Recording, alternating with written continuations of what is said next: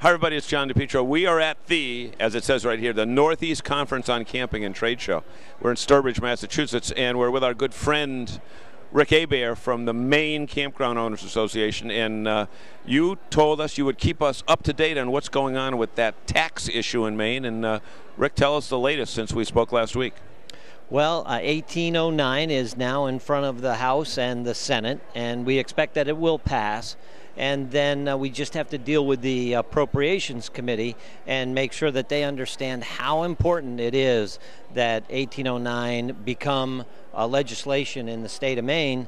And we're actually quite confident that we have that happening now. Because there are huge amounts of money that are at stake here, and you did some research through your organization about just the lost camping fees, and I was startled. In fact, I reported them. I had to go to my notes last week. I mean, hundreds of thousands of dollars at stake just in one category.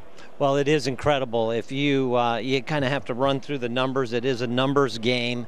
There's over 23,000 campsites in the state of Maine, and at any one time, 10 to 15% of them are occupied by rental campers, RVs that are coming from all over the place. And so when you run the numbers, the actual potential loss in revenue to the state, and because we have a lodging tax at 7%, and then you only take $35 per site, you do it times 100 nights, and you're talking about $500,000 worth of just lodging tax, which is just a drop in the bucket, because that's some of the money that would drop to the bottom line of the owners, and there's a 7% income tax in Maine.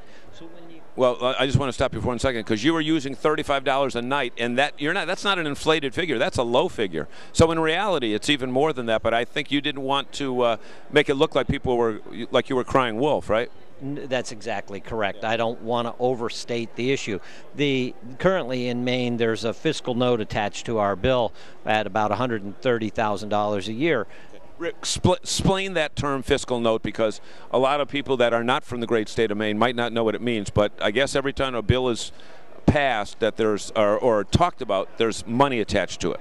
Whenever there's money attached to a bill, the Revenue Service in Maine has to determine what they believe is the consequence of the bill passing. They actually attached a negative fiscal note to this particular bill, although they know and they understand that it's wrong. They don't have any data, and they're not allowed, by the way state law is written and how they calculate fiscal notes doesn't allow them to actually use our numbers or to understand where they come from.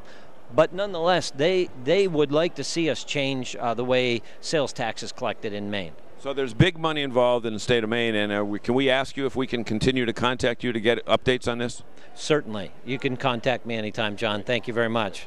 Thanks, everybody.